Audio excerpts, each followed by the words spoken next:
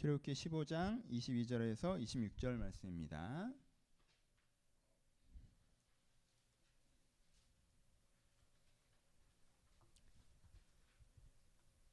(22절에서 26절) 말씀 다 찾으셨으면 한 절씩 교독하겠습니다. 자, 22절을 읽게요. 모세가 홍해에서 이스라엘을 인도하매 그들이 와서 스루강으로 들어가서 거기서 사흘 길을 걸었으나 물을 얻지 못하고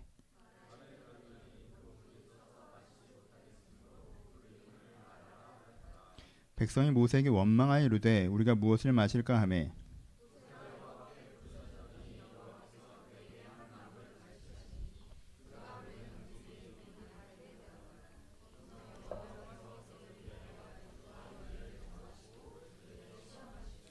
읽겠습니다. 이르시되 너희가 너희 하나님 나 여호와의 말을 들어 순종하고 내가 보기에 의를 행하며 내 계명에 귀를 기울이며 내 모든 규례를 지키면 내가 애굽 사람에게 내린 모든 질병 중에 하나도 너에게 내리지 아니하리니 나는 너희를 치료하는 여호와임이라. 아멘. 안녕하세요. 예, 오늘은 신과 악마는 디테일에 있다라는 제목을 가지고 말씀을 좀 나누어 보도록 하겠습니다. 굉장히 유명한, 그냥 많이 쓰는 뉴스에 나오는 표현들이죠. 악마는 디테일에 있다라는 표현들을 씁니다. 언제 쓰는 표현인가요? 뭔가 큰 방향성에는 동의가 되는데 결국엔 작은 지점에 문제가 생길 때 악마는 디테일에 있다라는 표현을 씁니다. 그렇잖아요. 상대방에는 하나 기본적인 방향은 동의를 합니다. 부부라고 상정해 볼까요? 우리가 화목한 가정을 꾸리고자 한다라는 기본 방향에는 둘 다 동의를 해요. 근데 디테일에 들어가서 그러면은 어떻게 해야 되는 것이고 무엇을 바꿔야 하는 것인가라고 할 때 어떻게 돼요? 견해가 달라지는 거죠. 그렇죠? 그래서 큰 방향에 대한 이야기를 할 때 문제가 안 생기지만 작은 방향에 대한 이야기를 할 때 문제가 생기는 부분들이 생깁니다. 그렇죠? 좀 개인적인 부분도 그럴 수 있지 않을까요? 여러분, 공부를 열심히 해야겠다, 일을 열심히 해야겠다, 도전적으로 살아야겠다라는 큰 방향에서 자기가 동의하지 않는 사람 많지 않을 거예요. 근데 그렇게 살고자 하다가도 작은 방향, 오늘은 좀 피곤하다, 오늘은 좀 귀찮다, 이건 꼭 이렇게까지 하면 되지 않나? 라는 지점들에서 문제가 생긴다는 거예요. 그렇죠? 좀 더 크게 얘기해도 마찬가지입니다. 거대 담론을 얘기할 때 문제가 되는 경우는 많잖아요. 인류애를 얘기할 때 인류애 같은 건 잘못된 거라고 얘기하는 사람이 어디 있습니까? 그렇죠? 인류애 다 동의합니다. 인간을 사랑해야 되고 인간을 돌봐야 된다. 다 동의한단 말이에요. 그렇죠? 거기는 문제가 없습니다. 근데 인류애를 어떻게 실천한 것인가에 대해서는 견해들이 다 달라진다는 거예요. 각자의 생각과 이해관계가 달라져요. 그래서 사실 인류애가 구현되기는 굉장히 어려워지는 부분이에요. 그렇죠? 가치 있게 살아야 된다라는 말에 누가 동의하지 않습니까? 다들 가치 있게 살아야 된다는 말에 어느 정도 다 동의할 것입니다. 근데 막상 가치 있게 사는 것이 무엇인지, 그리고 그렇게까지 가치 있게 살아야 되는 것인지에 대해서 견해가 달라진다는 거예요. 그래서 뭔가 사람들이 모두 가치 있게 살기 때문에 구현될 수 있는 사회, 구조 이런 건 쉽게 나타나지 않는다라는 거죠. 그래서요, 악마는 디테일에 있다라고 얘기합니다. 악마는 우리가 어떤 정당성에 대한 큰 논의를 할 때 우리와 논쟁하지 않습니다. 그것에 대해서는 동의해 줍니다. 언제 악마는 부정합니까?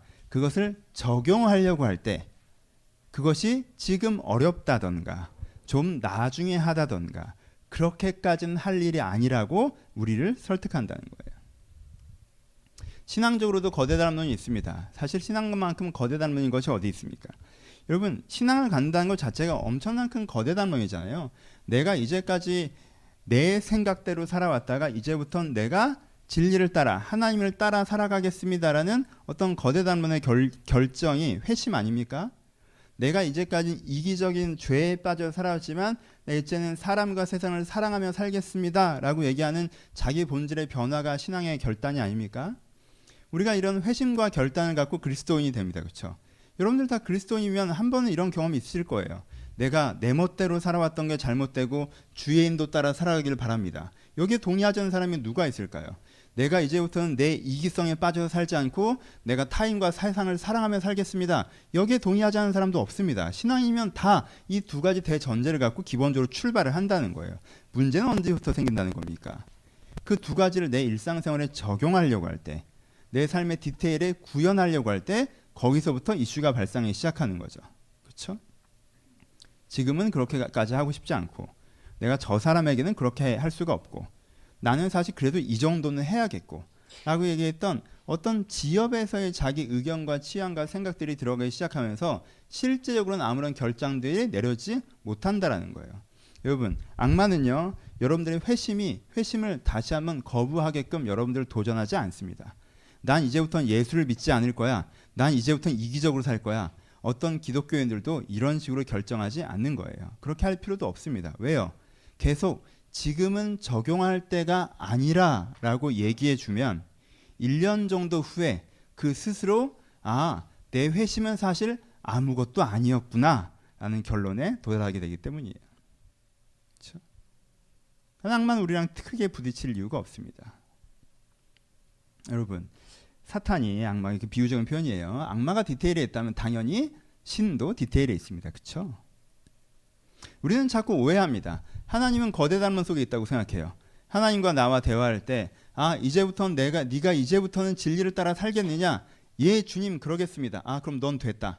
네가 이제까지 이기적으로 살았던 게 죄라고 회개하느냐? 예, 회개합니다. 그럼 넌 됐다. 그러니까 가서 다른 사람도 너처럼 거대 단문에 고백하게 만들어라. 신은 그러지 않는다라는 거예요. 우리는 자꾸 신이 거대 단문 속에 빠져 있다고 생각합니다. 하나님이 거대 단문 속에 있다고 생각해요. 내가 한 번의 큰 회심, 한 번의 큰 결정, 한 번의 그 가치적 변화를 하면 그 다음부터 신은 넌 되었다라고 얘기한다고 생각한다는 거예요. 넌 구원받았고 넌 다 됐고 그러지 않는다는 거예요. 악마가 디테일에 있는 이유는 신도 디테일에 있기 때문이에요. 하나님도 거기 계십니다. 그래, 네가 나와 좋은 출발점을 함께 했구나. 이제부터는 네 생각, 네 정서, 네 삶에 대한 태도, 네가 살아가는 방식을 한번 바꾸어 보자 라고 얘기한다는 거예요. 왜요? 작은 변화가 진정한 변화이기 때문에 그렇습니다. 그렇지 않나요? 여러분들도 어떻습니까? 멀리서 봐서 멋있는 사람들은 어떤 사람이에요? 큰 방향성이 바뀐 사람들입니다. 저 목사님은 더 좋게 성공할 수 있는 기회가 있었는데 더 낮은 곳으로, 어려운 곳으로 결단하고 가셨어. 야, 멋있네. 멀리서 보면 멋있어요. 근데 가까이서 봤더니 그 분을 가까이 겪었던 사람은 다 하는 말에 승질 더러워. 장난 아니야. 그분은 멀리서 봐야 돼. 네? 그럴 때 사람들이 뭐라고 표현해요? 그분들을 심지어 가짜로까지 표현하죠. 그럼 그분이 가짜인 거예요? 아니요. 그분은 그냥 미성숙한 거예요. 그분에게 거대 단문, 회심의 결정은 있었어요. 하지만 디테일의 변화를 가지 못한 거예요. 그렇죠? 진짜 빛나는 사람은요, 가까이 있을 때 빛납니다. 내 디테일의 변화가 없을 때 사람들은 내 방향성을 거짓으로 오해하기 쉬워요. 그렇죠? 그래서 우리는 그 지점에서 내가 방향성은 바뀌었지만 삶이 바뀌지 않고 생활이 바뀌지 않는 지점에서 내가 나를 정죄하면서 뒤로 물러갈 필요도 없고 원래 다 그런 거야 라고 해서 거기서 체념할 필요도 없이 거기서 한 걸음 더 나아갈 결정이 필요하다라는 거예요. 그렇죠? 오늘 본문을 봅시다. 오늘 본문에 이스라엘 사람들이 나오는데요. 이 사람들은 이미 굉장한 경험을 한 사람들이에요. 어떤 사람들이에요? 이 사람들은 유월절을 경험했어요. 여러분, 한 민족이 어린 양을 잡고 그 피를 문설주에 발랐더니 이 민족만 살아남은 경험을 했어요. 엄청난 경험 아니에요? 유월절의 고백은요, 강의를 들어보신 분들은 이미 설명을 했지만 그리스도적 고백이라고 얘기했어요. 내가 내 멋대로 살아온 것이 죽음의 죄라는 것을 고백하는 것이고, 하지만 발라진 피, 하나님의 새 생명 주심으로 내 안에 새로운 가능성이 열린다는 기독론의 영접의 고백이 유월절의 고백이에요. 그러니까 신약에서 유월절 어린 양의 피라고 얘기하는 거란 말이에요. 유월절의 복음은 정확하게 그리스도 고백입니다. 이 사람들이 뭐란 거예요? 회심의 은혜를 경험한 거예요. 그렇죠? 회심의 은혜만 경험했습니까? 그 다음에 무엇을 경험했습니까? 내가 회심의 은혜를 경험했더니 내 앞에 뭐였어요? 혼돈의 바다가 막혀 있는 것 같았는데, 그렇죠? 내 앞에 죽음의 길만 열려 있는 것 같았는데 거기에 바다와 바다가 갈라지면서 그 사이에 뭐가 나는 걸 경험했어요? 길이 나는 걸 경험했어요. 그렇죠? 그러니까 내 인생에 내가 하나님에서 회심하며 나아갔더니 내 미래에 하나님께서 진리의 길을 내시는 걸 봤단 말이에요. 이게 엄청난 스펙타클한 경험입니까? 그러니까 요즘시로 얘기하면 뭐예요? 이 사람이 구원의 은혜를 맛보고 새 사람이 되어는 경험도 해본 거예요. 간증도 있는 거예요. 그렇죠? 이런 대단한 은혜, 거대 닮은의 결단들이 이 사람에게 있었습니다. 근데 그 결단을 한다면 이 사람이 어디로 가죠? 무엇을 합니까? 아주 디테일한 거, 아주 일상적인 거. 마실 물에 대한 고민을 하기 시작해요. 그렇죠? 그건 제일 작은 고민이잖아요. 그죠? 내가 이제까지 했던 생각이 야 우리 민족이 400년 역사에서 이제 새로운 흐름을 맞이하는데 이집트라는 제국을 넘어서 우리가 어디로 가는 거냔 말이야. 하나님의 나라라는 게 이런 이야기들을 하다가 이제 무슨 얘기를 하기 시작하는 거예요. 야 근데 뭘 마셔야 되냐? 야, 물이 어디 있을까? 저쪽에 물이 있다니까 한번 가보자. 여기는 마실 물이 아닌데 이거 어떻게 해야 되지? 라는 디테일한 문제에 대한 고민을 하기 시작하는 거예요. 그렇죠? 먹고 사는 문제, 물 마시는 문제. 우리식으로 얘기하면 뭐예요? 여러분들은 이 물 마시는 문제에 대한 고민의 지점들을 잘 못 느껴요. 왜냐하면 뭐 우리가 갈증을 평생 경험해 본 적이 없잖아요. 마실 물이 없다는 거니 우리 가운데 개념으로도 들어올 수가 없어요. 왜요? 한 번도 겪어본 게 없으니까. 한 번도 겪어본 게 없으니까. 그렇죠? 근데 그나마 제일 유사한, 훨씬 약하지만 유사한 경험이 돈이에요. 그렇죠? 지금 3일 길을 걸어가는 거예요. 무슨 뜻이에요? 이게 3일 정도는 마실 물이 있었던 거죠. 이제는 여기서부터는 뭐가 나와야 돼요? 새로운 물을 만나야 돼요. 못 만나면 그 다음부터 어떻게 돼요? 또 물을 찾으러 가야 되는데 그러면은 목말라 죽잖아요. 어디를 또 3, 4일을 걸어가야 되는데 물을 안 마시고 광야에서 3, 4일 어떻게 걸어가냔 말이에요. 그러니까 이 사람들한테는 지금 굉장히 어려운 문제가 닥친 거죠. 사실은 디테일한 문제긴 하지만 우리가 유사하게 경험해보는 건 뭐예요? 재정적인 문제죠. 내가 이제까지 이렇게 돈을 쓰려고 계획을 하고 있었어요. 그럼 그쯤에서 새로 돈이 들어와야 돼요. 저도 새로운 달이 돼서 새로운 돈이 들어오니까 이번 달도 살 거 아니에요. 반가운 3월 1일이란 말이에요. 저한테는. 이번 달에 안 들어오면 저는 어떻게 해요? 나갈 돈은 그대로인데. 그런 문제가 생기는 거란 말이에요. 근데 이 사람들한테 무슨 문제가 생겼어요? 지금 이미 있는 물은 다 마셨는데 새로운 물은 없어진 문제가 생겼단 말이에요. 그렇죠? 이게요. 굉장히 작은 문제지만 굉장히 결정적인 문제잖아요. 근데요, 시대를 바꾸고 뭐 대안적인 나라가 어쩌고 저쩌고 하던 사람이 갑자기 이 고민을 하려고 하면 이 고민이 되게 작아 보인단 말이에요. 근데 그 고민이 자기한테 치명적이란 말이에요. 그렇죠? 이때 이 사람들이 어떻게 반응합니까? 이 디테일에 들어갔을 때. 디테일에 들어갔을 때 이 사람들의 반응은 성경에선 원망했다라고 적혀 있어요. 원망은 세 가지입니다. 첫 번째, 원망은 후회가 들어가죠. 일이 이런 식으로 흘러오면 내가 일이 이렇게 된 걸 보니까 내가 뭔가 잘못해왔나? 가 들어가요. 그렇죠? 원망은 후회가 들어가요. 두 번째는 뭐가 들어가요? 두 번째는 분노가 들어가죠. 어떤 분노예요? 지금 내가 너무 물을 먹고 싶은데 물이 없어. 열받아. 짜증나. 답답해. 왜 물이 없는 거야? 라는 분노가 들어가요. 그렇죠? 원망의 클라이막스는 뭐예요? 하나님이 나한테 이러면 안 되는 거 아니야? 원망은 대상이 있는 거잖아요. 하나님이 나한테 이러면 안 되는 거 아니야? 라고 하는 상대 탓을 돌리는, 상대가 뭔가 잘못했고 지금이 되게 잘못된 것이 이 세계가 엉켜질 때 뭐가 되는 거? 원망이 되는 거잖아요. 이게 잘못 흘러온 것이고 난 그것 때문에 너무 열받고 이건 네 탓이야가 원망이란 말이에요. 그렇죠? 이 원망의 지점에 이스라엘이 딱 섰다고 얘기합니다.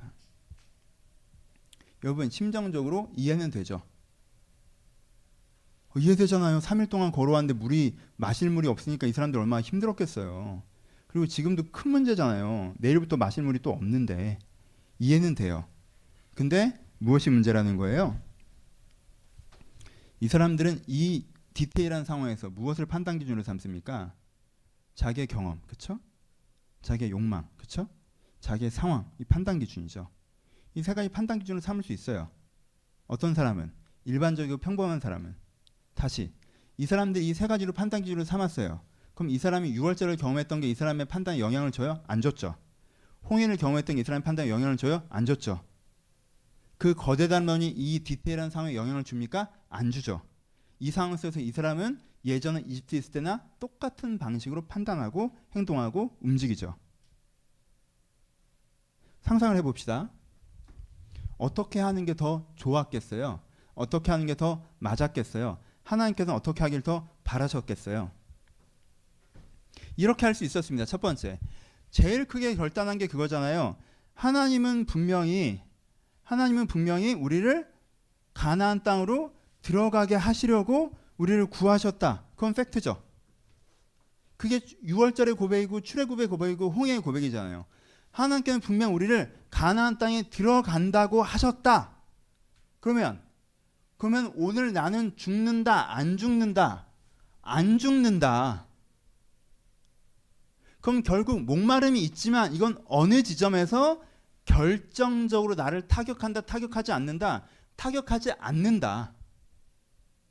첫 번째 결론. 두 번째. 그러면 근데 목마르는 문제는 지금 있으니까 이 문제가 내 인생을 흔드는 건 아니라도 당장은 이 문제가 해결돼야 되니까 그러면 하나님, 내가 어떻게 해야 될까요? 하나님, 이 문제를 어떻게 해결하시겠습니까? 라고 물어볼 수 있겠죠. 포인트를 알겠어요? 이게 거대한 면을 제대로 겪은 다음에 그것을 디테일로 가져가는 사람들의 다름입니다. 이전에 이 사람들은, 지금 본문에 나와 있는 사람들은요, 자기 인생에 유월절도 없고 홍해도 없는 것처럼 행동하죠. 아무런 하나님의 은혜가 없었고 아무런 회심의 결단이 없는 것처럼 반응해요. 왜 나한테 이런 일이 생기지?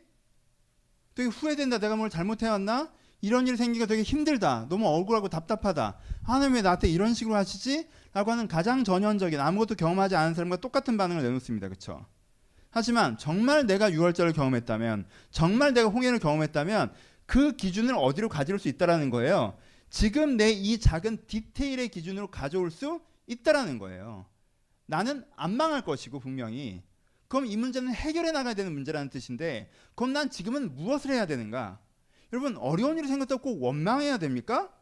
어려운 일이 생겼으면 무조건 힘들어 하십시오. 하지만 힘들어 한다고 해서 원망할 필요는 없잖아요.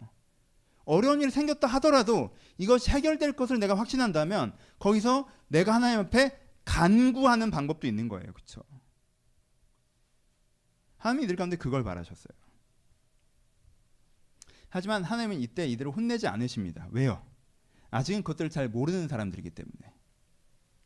그래서 이들 가운데 물을 공급하시고 마라의 쓴 물을 단물로 바꾸게 하시면서 물을 공급하시고 그 다음에 어떻게 하세요?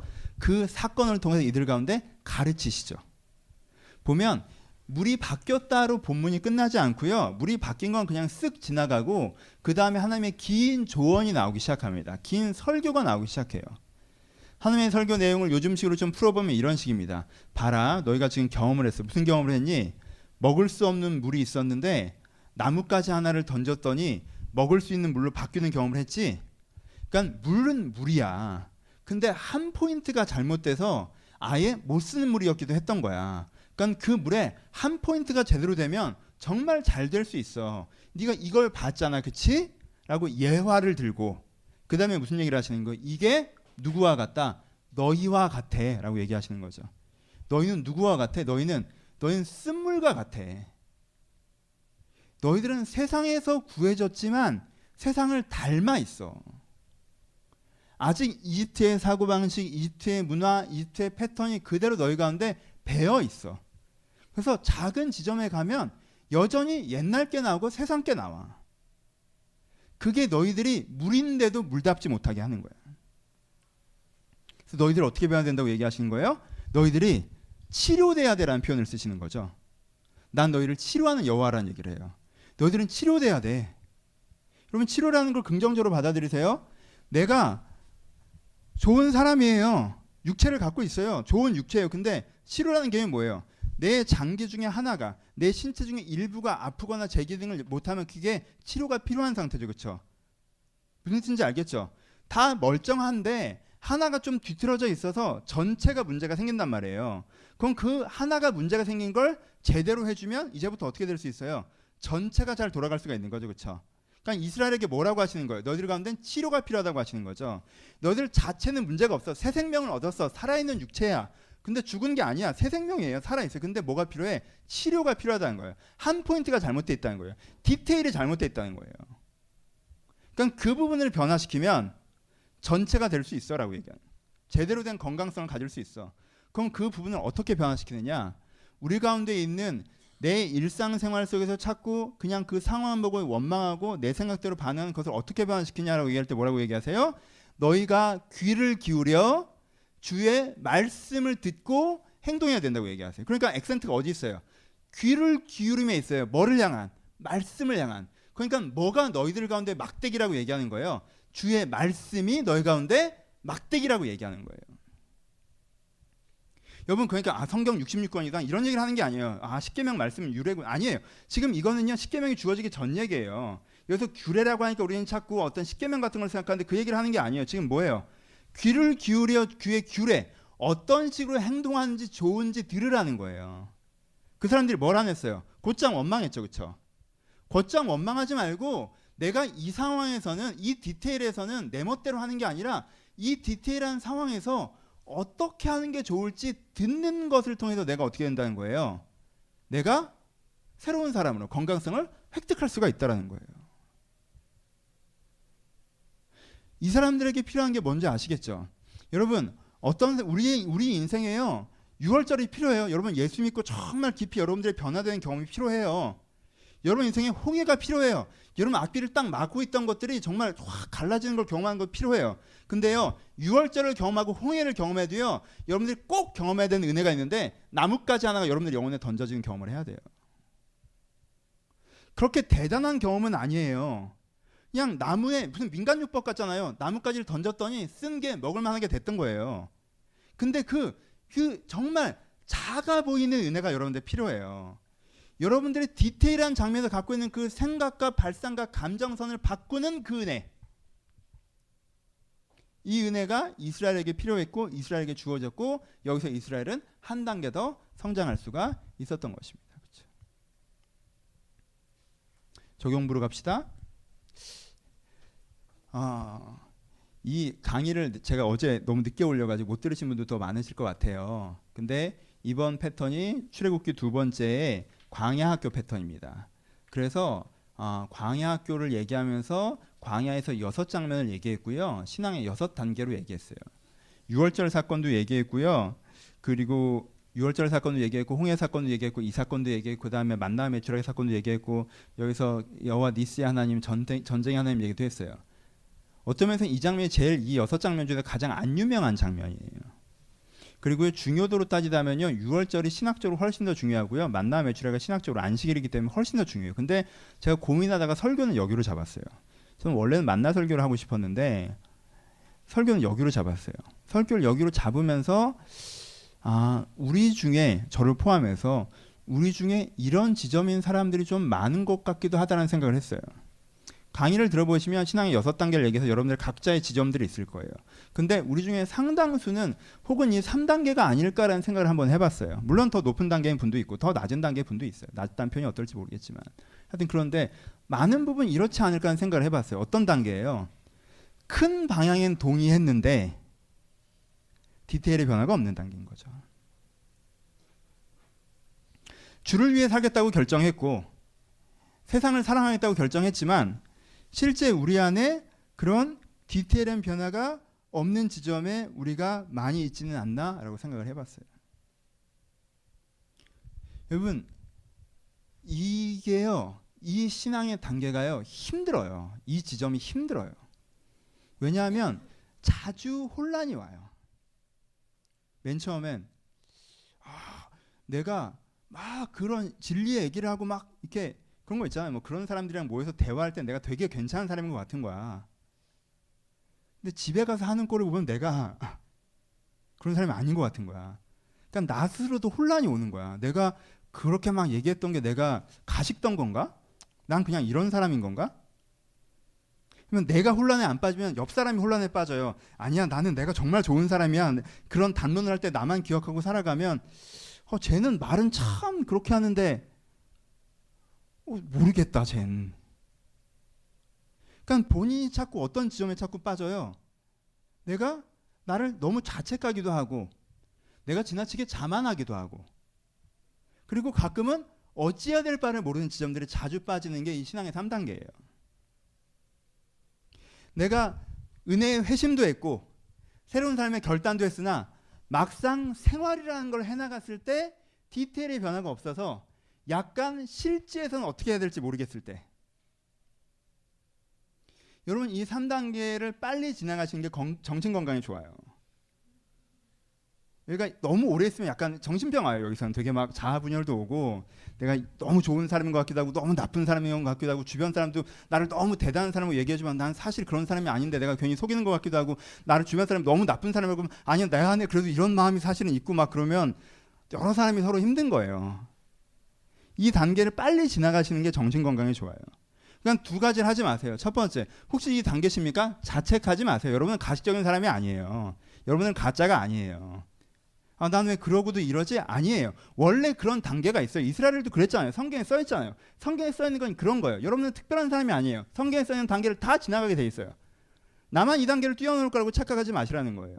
이런 과정이 있어요. 그러니까 아, 내가 그런 흐름이구나라고 스스로를 받아들이시는 게 중요해요. 그리고 그 다음에 그 흐름에서 앞으로 나아가려고 하시는 게 중요해요. 아, 원래 다 이런 거래 라고 하시면 안 되고, 아, 원래 이런 장면이 있지만 이걸 지나서 앞으로 나아가야 된다라는 지점들로 가셔야 돼요. 강의를 들어보시면 그 다음에 하나님의 세계관을 가지고 주도적인 삶까지 가셔야 돼요. 오케이? 이 장면 한번 지나가 봅시다. 이 3단계를 지나가는 세 가지 팁을 드릴게요. 오늘의 핵심은 여기겠죠. 아니, 이미 얘기한 거고 되게 간단한 부분이에요. 이 3단계를 해결하는 세 가지 팁. 첫 번째, 계속 반복한 거죠. 첫 번째, 이게 어떤 면에서는 제일 중요해요. 작은 것에 관심을 가지십시오. 기독교인들은요, 자주 아까 맨 처음에 얘기한 것처럼 대형 담론에 관심을 가져요. 너 뭐 어떻게 간증거리가 있니? 너 어떻게 은혜 체험이 있니? 너 이런 구원을 받았고 이런 체험이 있구나. 그래, 넌 좋은 사람이다. 굉장히 오랫동안 한국교회에 이런 거대 담론 흐름이 많았어요. 그래서 결단과 회심을 했으면 이 사람 문제없다고 얘기했다면, 여러분 그거 2단계예요. 신앙에. 여러분 광야에서만 7단계까지 써 있어요. 그래서 끝도 아니야 거기가. 근데 우리는 2단계 가면 너 신앙 좋네 이래 버렸단 말이에요. 아, 제가 그 밤에 어떻게 예수님을 만났나 하면 너는 신앙인이다. 아, 제 인생에 정말 홍해가 갈라지는 경우 너 대단하다. 그거 없는 사람이 어딨어. 원래 그런 거 다 한두 개씩 있어요. 다. 없어? 없으면 해야지. 그런 거 없으면 막연한 신인식이죠. 그게 뭐 이집트고 뭐 이래요. 또 있어요. 그게. 그럼 1, 2단계를 하시면 되고. 근데 그게 여러분들의 신앙을 보증해 주는 게 아닌데 우리는 거기에만 신경 가 있단 말이에요. 그러니까 뭐에 관심을 가져야 돼요? 여러분들의 작은 디테일에 관심을 가지세요. 악만 디테일이 있고 신도 디테일이 있으니까. 하나님도 거기 사시고 사탄도 거기 사니까 여러분들의 작은 디테일에 관심을 가지세요. 디테일에 관심을 갖는다는 게 뭐예요? 여러분 실제 생활할 때 어떤 식으로 여러분들의 스케줄을 짜십니까? 내가 생활에서 인간관계 할 때 사람들과 어떻게 관계를 맺어나갑니까? 내가 하고 싶은 거나 하기 싫은 일을 만났을 때 거기 어떻게 대응해 나가나요? 인생에 정말 위기가 왔을 때 나는 어떤 사람입니까? 인생에 약간의 기회가 왔을 때 나는 어떤 사람입니까? 내 디테일을 보란 말이에요. 나는 실제 어떻게 움직이는지. 구체적인 작은 장면들. 물이 없을 때 나는 어떻게 반응하는가? 6월절을 경험했을 때 내 모습도 기억하셔야 되겠지만 물이 없을 때 내가 어떻게 반응하는지 보시란 말이에요. 그럼 그때 내가 어떻게 반응하는지 본다는 건 무슨 뜻이에요? 그때 내가 어떤 방식으로 의사결정을 하는지 보시라는 거예요. 그때 내 안에 어떤 의사결정 방식이 튀어나오는지. 그게 바뀌지 않고는 인생이 바뀌지 않습니다. 그렇죠? 그게 바뀌어야 돼요. 그러니까 그 패턴을 여러분들이 먼저 보셔야 돼요. 엑스레이 찍듯이 사람들이요, 거대 담론에 빠져있는 사람일수록 의도적으로 그게 별게 아닌 거라고 생각해요. 의도적으로 그쪽을 무시합니다. 의도적으로 그쪽을 외면해요. 아니요, 그걸 보셔야 돼요. 난 거대 담론이 있으니까 괜찮아라고 도망가지 마시고 집중해서 그걸 보셔야 돼요. 어떤 사람은요, 되게 가치적인 일을 하겠다고 얘기하는데 이 사람이 일을 진행하는 방식은 정확하게 회사에서 배운 방식인 사람이 있어요. 여러분, 가치적인 일을 하는데 내가 일하는 방식은 다 이 회사에서 배운 거야. 이게 될까요? 여러분, 왜 이랜드가 욕먹습니까? 왜 요즘에 초대형 교회들이나 요즘 명동성당 이런 데가 또 왜 또 욕먹었죠? 그냥 외주 업체에서 경비 같은 분들을 쓰시고 한꺼번에 다 잘라서 욕먹었잖아요. 그분들은 왜 욕먹는지 몰라요. 왜요? 그냥 세상에 쓰는 방식을 원래 다들 거니까 그냥 한 거예요. 방향이 나쁜 교회일까요? 사람들은 자꾸 방향까지 나쁘다고 비판하죠. 아니에요. 그분들은요, 방향이 나쁘다고 전 생각하지 않아요. 방향은 좋아요. 하지만 디테일에서 뭔가를 해나가는 방법은요, 다 사회에서 배웠어요. 일하는 방법을 하나님부터 조명해 본 적이 없단 말이에요. 그러니까 가치 있는 일을 한다고 생각하는데 실제 이 사람 일을 하는 방법은요, 한국교회가 왜 욕먹었죠? 전도하려고 무슨 방법 썼어요? 마케팅 썼잖아요. 한국교회가 왜 욕먹었어요? 왜 한국교회를 비판하셨습니까? 그 방향성 때문에요? 아, 여러분, 저는요, 그 대부분의 분들이 순수하다고 확신합니다. 목사님들 중에 정말 유명하고 욕 많이 먹는 목사님들 중에요, 하루에 3시간 자고 일하시는 분들 되게 많아요. 명예욕이 좀 있긴 한데, 하여튼 열심히 하세요. 어? 그분들 따위는 나름대로 의롭다고 생각하는 거예요. 뭐가 문제예요? 방문원을 세상에 그냥 갖고 와서 문제인 거예요. 그렇죠? 어떤 사람은요, 인류애가 있는데 사람을 되게 가려요. 인간관계는 내 성격으로 하는 거예요. 인류애는 있어요. 사람을 되게 가려요. 내가 예민한 사람이어서 내 성격에, 내 취향에, 내 기질에 나랑 말이 잘 통하고 나랑 뭐가 잘 맞고 하면 넌 좋은 사람. 그게 안 맞으면 넌 내 근처에 오지 마. 약간. 예슬아 결혼한 지 얼마 안 되는데 남편이랑 이때 쳐다보고 그러면 안 돼. 뭐 번복할 것도 아니고. 괜찮아요? 기도하는 사람이 설교를 하는데 자꾸 그러면 내가 걱정되잖아요. 그렇죠? 내가 사람에 대해서도 가린. 어떤 사람은요, 그냥 건강한 내면과 삶을 살아가고 싶다고 생각하는데 막상 생활에서는 하기 싫은 건 절대 안 하고 하고 싶은 건 꼭 합니다. 내가 건강하게 살아가고 싶은데 먹고 싶은 건 꼭 먹어야 되고요. 먹기 싫은 건 절대 안 먹어요. 내가 건강하게 살아가고 싶은데 기도하기 싫으면 절대 안 하고요. 놀고 싶으면 다 놀아요. 내 안에 방향성에서는 동의가 있지만 실제 그걸 구성하는 컨텐츠에서 디테일에서는 다른 기준들이 튀어나온다는 거예요. 이걸 내가 스스로 봐야 돼요. 내가 어떤 유의 사람인지. 내 디테일에서 내가 어떤지 내가 봐야 돼요.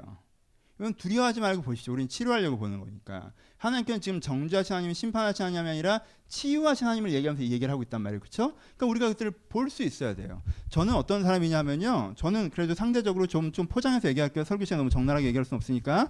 일단 좀 포장을 해봐도요. 저는요. 1번은 되게 잘 돼요. 여러분들 보셔서 아시겠지만 전 교회 일을 하는 데 있어서는 너무 좀 심하다 할 정도로 좀 강박적이다 할 정도로 이게 맞냐 틀리냐를 되게 집중해요.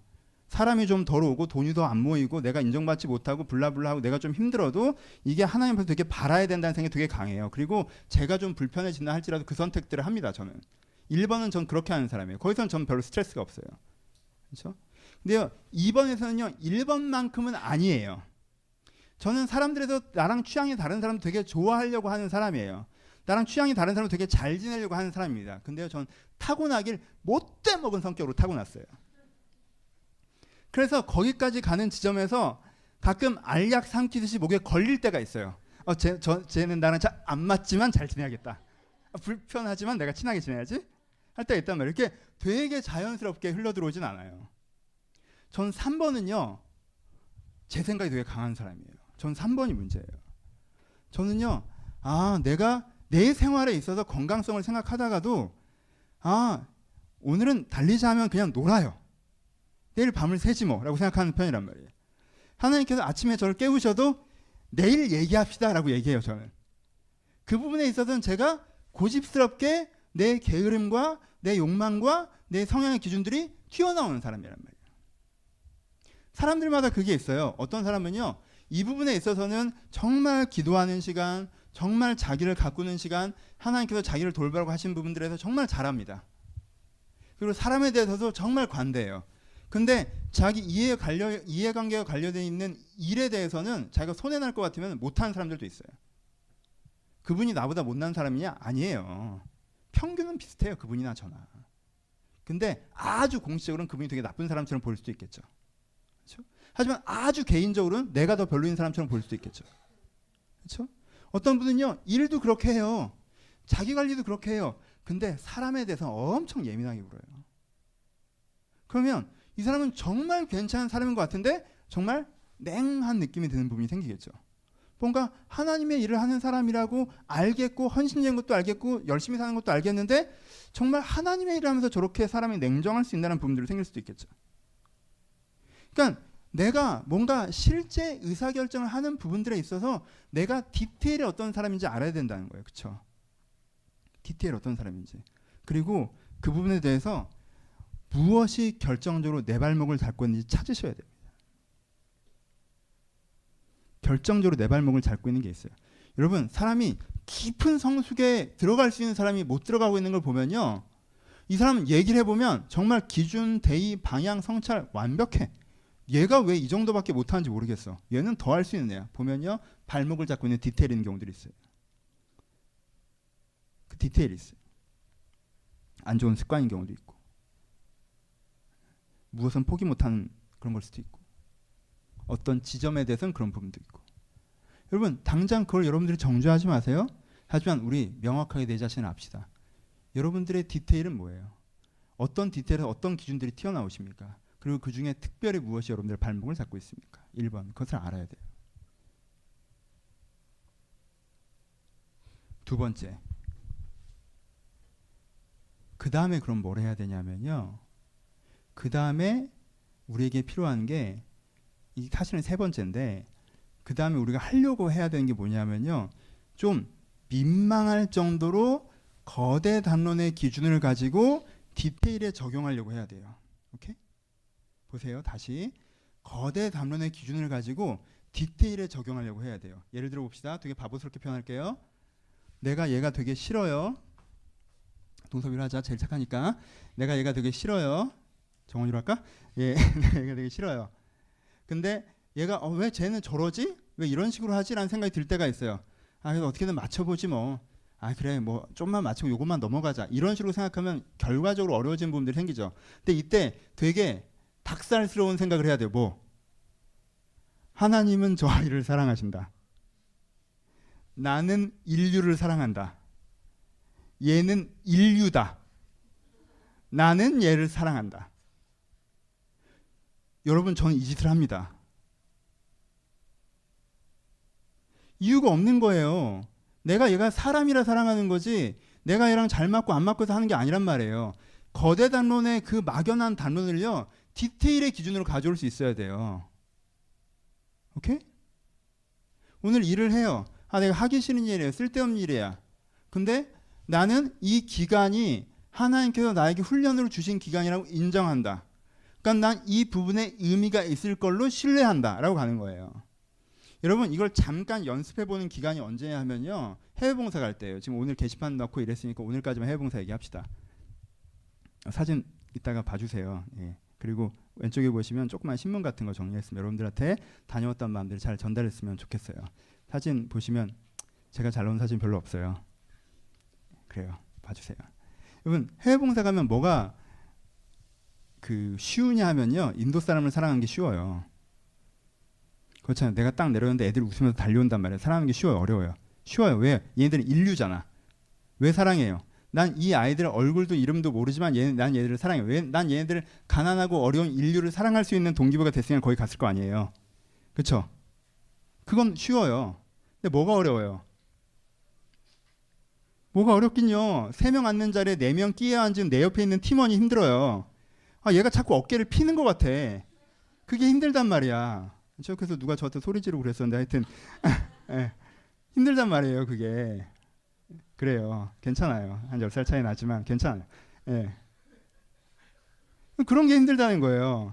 근데 여러분, 그때 팀원들이 되게 잘하는 게요, 해외 봉사 같은 거 같으면 여러분들이 되게 잘하는 게, 여기서 더 훨씬 더 괜찮은 사람으로 나타나는 이유가 뭔지 아세요? 가보면요, 굉장히 괜찮은 사람으로 나타나요. 왠지 아세요? 그 사람들이 이 짓을 해요. 아, 내가 여기에 하나님 교회의 팀으로 왔는데 이 공동체성을 해치지 말아야지 라는 생각을 한단 말이에요. 엄청 오버스럽게. 옛날 같으면 아, 어깨 좀 접어 이랬을 건데, 아, 공동체성을 해치지 말아야지 라고 생각을 한단 말이에요. 오케이? 내가 일을 하는데 되게 힘들어요. 땅을 파는데 되게 피곤해요. 야, 너무 웃으면 내가 설교를 못하잖아. 넘어갔으면 같이 넘어가. 영화야, 그만 웃어. 응? 내가 일을 하는데 되게 피곤해요. 일하는데 되게 힘들어요. 옛날 같으면 아, 왜 일을 이런 식으로 해? 너무 이게 어려운 구조로 짠 거 아니야? 이렇게 생각하는데, 난 이 사람을 도우려고 왔다. 그러니까 좋은 모습을 보여주고 싶다라는 생각으로 접근을 한단 말이에요. 그러면 결과적으로 뭐가 나와요? 내가 더 원하는 내 모습이 나온다는 거예요. 오케이?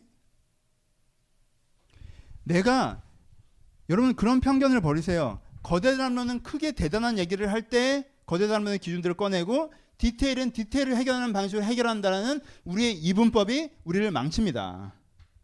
그 이분법이 악마의 처소를 만들어주는 거예요.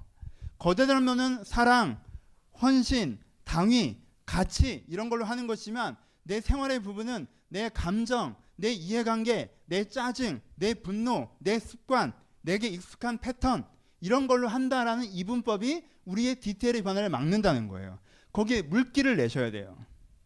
저 기준이 이 기준이 될 수 있도록. 우리가 그 기준을 쓰기 때문에 그렇게 행동하는 것이지 정말 그때 저 기준을 쓰는 게 맞다고 생각하기 시작하면요. 우리의 태도는 변화되기 시작합니다. 세 번째가 제일 중요해요. 여러분 두 번째까지 하시잖아요. 그럼 무슨 기분이 드냐면요. 조금 하다 보면 무슨 기분이 드냐면 굉장히 규율이 엄격한 학교에 다니는 기분이 들어요. 그렇잖아요? 거대 담론을 계속 들고 오는 거예요. 내가 자동차 접촉사고 났어요. 아, 저도 인류다. 힘들잖아. 그렇지 않아요?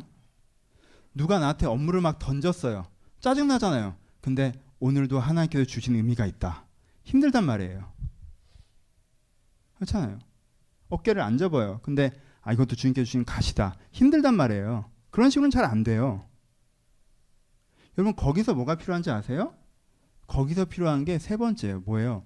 우리 안에도요. 막대기가 던져진 은혜가 필요한 거예요. 사실 세 번째가 전부예요. 여러분 인생에 유월절의 은혜도 필요하고 홍해의 은혜도 필요하지만 여러분 인생에 얼마나 하나님께서 주신 응답치고 얼마나 초라합니까? 저 나무 잘라다가 거기다가 넣어. 그럼 먹을만 할 거야. 민간요법이야? 이 나무 잘라다 거기다 넣어. 그럼 먹을만 할 거야. 무슨 반삭에서 물이 튀어나오는 것도 아니고 홍해가 쫙 갈라지는 것도 아니고 이 물 저거 내서 먹으면 되는데 하나님께 이렇게 응답하셨어요. 하나님께 이렇게 응답하실 때가 있다라는 거예요. 이 응답의 의미가 뭐예요? 내가 이 부분에서 이 작은 부분에서 어떤 한 기준만 바꿔내면 한 마음만 바꿔내면 되는 그 은혜가 있다는 거예요. 여러분 그 막대기가 던져진 은혜를 기대하셔야 돼요. 보세요. 여러분 당위적으로 접근하잖아요. 그러면 당위적으로 접근하면요. 아침에 큐티할 때 그럴 때 있어요. 아침에 이렇게 내가 좀 오늘 좀 많은 스케줄을 겪어가야 되는데 아침에 하나님께서 주시는 말씀이 내가 오늘 좀 피곤한 마음이 드는데 섬기는 자는 하나님께서 섬기듯이 뭐 이런 마음을 딱 주세요. 그럼 오늘 내가 진짜 잘해야겠구나라는 마음이 드는 것과 동시에 뭐가 들어요? 부담감이 좀 들죠. 피곤할 것 같다는 거예요. 그럴 때가 있어요. 내가 뭔가 불편한 사람이랑 오늘 만나야 되는데 거기서 하나님께 뭐 사랑의 마음으로 이런 큐티를 아침에 주시면 내가 딱 불편해지는 지점이 생긴다는 거예요. 그래서 하나님께는 나를 뭔가 시키는 입장이고 나는 왠지 솔직하게 얘기하면 거기에 대해서 내 입장을 합리화하고 방어하고 설명하고 싶을 때가 되게 많아요. 저도 가끔은 나는 이게 참 좋은데 하나님께서 그게 아니라고 하신단 말이에요. 그러면 내가 이 정도도 내가 못하냐고 내가 막 설명해내고 싶을 때가 많아요. 그래서 내가 시키면 시킨 대로 하는 사람이 시키면 시킨 대로 하지 사실은 나의 내면에서 입이 대빨라고 살 때가 있단 말이에요. 그냥 하니까 하는 거지. 그래 사명이다 이러고 하는 거고 하나님이 세고 내가 약하고 까람 까고 뭐 이러고 한단 말이에요. 난. 근데 그게 아니라 내가 뭘 하는 거예요. 하나님 내가 사실 이 부분에선 업무 처리를 전 이런 식으로 하고 싶어요. 하나님 전 저 사람이랑 이게 좀 불편해요. 하나님 내가 이 정도 누리는 게 그렇게 큰 문제가 되나요? 라는 식으로 그 작은 문제를 가지고 구체적으로 하나님께 이야기해서 그 부분에 주님께서 나한테 어떤 새로운 마음을 불러일으키는 은혜가 필요하다는 거예요. 나는 하나님 앞에 하나님 전 이 정도도 못 누립니까? 라고 막 합리화를 하고 하나님께서 나한테 이만큼 해줘야 되는 거 아닙니까? 라고 막 요청을 하고 막 그러고 있을 때 하나님께서 내 안에 그렇게 기도할 때 그것과 다른 그 당위적이고 부담으로만 느껴졌던 것이 나의 진심인 것처럼 떠오르는 지점들이 있다는 거예요. 그렇게 내가 정말 원하는 건 마저 저거지. 하나님께서 억지로 시키는 게 아니라 사실 하나님께서 내가 정말 원하는 걸 가르쳐 주는 거지라고 내 안에서 껍질을 깨든 내 진심이 깨어날 때가 있다는 거예요. 그 내 안에 나뭇가지가 던져지는 은혜가 필요하다는 거예요. 여러분 우리는 디테일에서는 막연한 기도로 갈 때가 있어요. 하나님 내가 이 정도는 해도 될 것 같은데 하나님이 자꾸 안 된다고 하는 것 같아. 그러면 하나님 내가 죄에서 자유하게 하시고 그게 딱 죄도 아닌데 막 이런 식으로 살게 돼. 내가 내가 하나님이 사람을 사랑하게 하시고 내가 시킨 대로 안 하면 하나님 너 헌신된 사람 그 막연한 단어로 우리가 숨을 때가 있어요. 하나님께서 그 부분을 도전하시니까 그 막연하다고 내가 도망가는 거지 사실은 그 진심이 아닐 때가 있단 말이에요. 그때 무슨 기도가 필요해요? 구체적으로 기도하세요. 정말 정말 민망하고 좀 난감할 정도로 싹 하나님한테 까발리면서 얘기하세요. 여러분들이랑 가끔 상담할 때도 와서 이렇게 막 페인트칠을 여러 번 하고 얘기하시는 분들이 있어요. 되게 무슨 일인지를 모르겠어. 목사님 제가 이런 마음이고 이런 도전들이 있는데 그래도 제가 바른 방향으로 그러니까 뭔데 뭐 모르겠어요. 너무 막연한 단어들을 쓰니까. 근데 지도 답답하니까 나중에 사실 내가 그놈이 이래가지고 내가 이랬는데 내가 그때 완전 빡쳐서 이걸 이렇게 해버리려다가 하면 얼마나 서로 편안한지 몰라요. 응? 얼마나 영혼이 맑아지는지. 하나님이랑도 그렇게 얘기하세요. 하나님 다 아세요. 그냥 거기서 자꾸 하나님 내가 헌신의 삶을 살아야 되는데 주님께 모든 것을 드리지 못하는 내 모습을 불쌍히 여기시고 무슨 얘기인지 하면 TV 좀 너무 많이 보지 마라 그랬더니 얘가 갑자기 막 그러는 거야. 막 그럼 뭐래 약간 이러는 거야. 응? 하나님 당신은 날 위해 죽으셨는데 사랑하지 못하는 나를 그냥 지 직장 동료 맨날 싫어하는 거야. 그냥 그 얘기를 그냥 그렇게 하시는 게 필요하다는 거예요. 난 제가 너무 싫어요. 정말 싫어요. 왜 싫냐하면요. 이렇게 얘기해 보십시오. 기도가 1시간을 갑니다. 왜 싫은지 다 얘기하고 막 앞에 분노하고 하나님이 걔를 죽이셔야 된다고 얘기하고 아니면 옮기시라 하고 막 이렇게 할 말 다 하고 그 속에서 하나님께서 여러분한테 뭘 불러일으키시는 거예요? 그 디테일에서 그 사람을 어떻게 봐야 되는지 마음을 불러일으키실 때 진짜 변화가 시작된다는 거예요. 그렇죠? 이게 나뭇가지가 던져지는 은혜예요. 돌아옵시다. 결론 갑시다.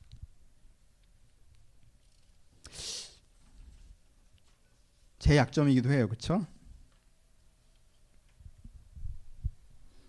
저는 멀리서 볼 때 더 멋있잖아요. 네? 규창이 우리 교회 온 지 얼마 안 됐는데 어떨지 모르겠네. 이렇게 인터넷 설교 듣고 오시던 분들은 내가 갑자기 되게 부담스러울 때가 있어요. 막 인터넷 설교 듣고 오면 내가 되게 목사님들 한국교회 되게 대안적인 목회를 하시고 뭔 말이야 이게 약간 왜 그래 나 그런 사람 아닌데 약간 이런 느낌. 목사님 설교가 되게 그래서 그래 방송으로 들어서 보이나 봐. 방송으로 멀리서 보면 좀 그런가 보지. 근데 가까이서 보면 좀 제 성격은 해외 봉사 같이 가신 분들이 또 아시잖아요. 그렇죠? 나랑 일주일 살아보면 또 내 성격이 또 편안하게 그렇죠? 있는 모습 그대로 나오고 좋잖아요. 그게 저예요. 그렇죠?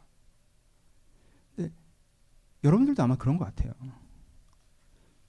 나랑 성향이 비슷한 사람들은 좀 더 그런 것 같아. 이런 성향은 좀 더 그래 보여. 멀리서 보면 되게 멋있어 보이는데 가까이서 보면 아직 성품은 안 바뀌었어. 방향만 바뀌었지. 괜찮아요. 괜찮아요. 나아지면 되니까. 원래 그런 거예요. 두 가지만 안 하시면 돼요. 난 왜 이 모양이지 하지 마세요. 또 안 그런 척 숨기지 마세요. 사람들이 나를 대단한 사람으로 봐주니까 그런 사람 인양 흉내내려고 하지 마세요. 저는 그런 유혹을 가끔 받아요. 저는 그렇게 대단한 사람이 아니에요. 근데 가끔 어떤 사람은 저를 평가절상해요. 근데 거기에 같이 춤추면 안 돼요. 내가 그만큼이 아니라는 걸 알고 있어요. 난 내가 제일 알아. 누가 나를 평가해도 다 틀려. 내 평가가 맞아요. 그러니까 나를 너무 못났다고 보는 사람이 있어도 난 저런 사람은 아니야. 난 그보다 괜찮은 사람이야. 나를 너무 잘났다고 하는 사람이 있어도 난 저 정도는 아니야. 난 지금 이 정도야. 그 지점에 서 있으면 돼요. 그게 내가 제일 편안한 지점이에요. 괜찮아요. 우리 웬만해요. 근데요. 나아져야죠. 그렇죠? 그러니까 내가 나를 꾸미려고도 하지 마시고 내가 나를 한심하다고도 하지 마시고 내가 서 있는 그 지점에서 내가 조금씩 나아지려고 하면 돼요. 그리고 오늘의 주제의 지점에서 얘기한다면 나는 큰 방향엔 동의가 돼 있으나 작은 삶의 변화들이 없었다면 이제 그 작은 삶의 영역으로 하나님의 은혜를 가져가서 하나하나를 바꾸어 가려고 하시면 된다는 거예요. 그렇죠? 그렇게 우리가 인생의 한 장면 한 장면을 바꿔갈 때 그 벽돌 하나하나를 바꿔갈 때 내가 정말 새로운 사람이 되는 것을 경험할 수 있을 거예요. 여러분들 마찬가지일걸요.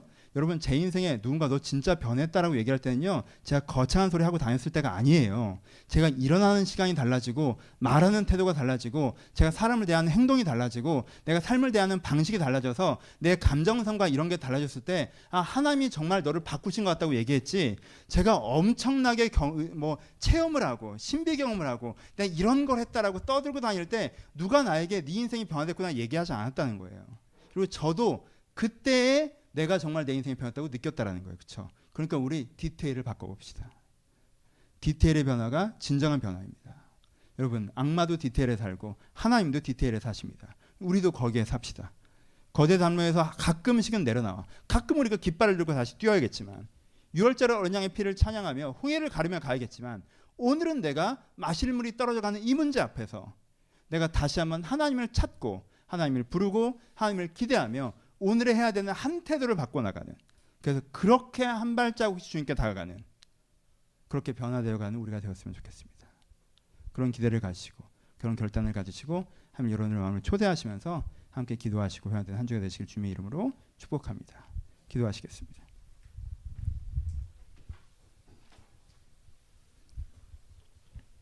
여러분의 마음을 한번 들여다보시면서 기도하셨으면 좋겠습니다. 어떠십니까?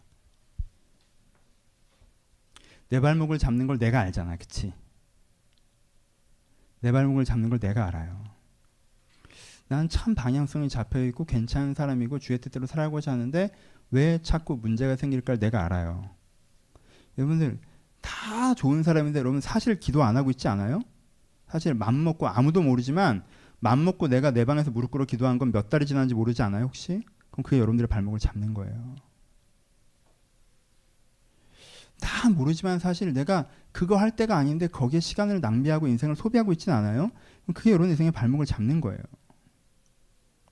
나는 다 괜찮은데 나는 사람에 대해서 어떻게 되게 내 성향과 취향과 욕심이 포기되지 않는 건 아니에요 혹시?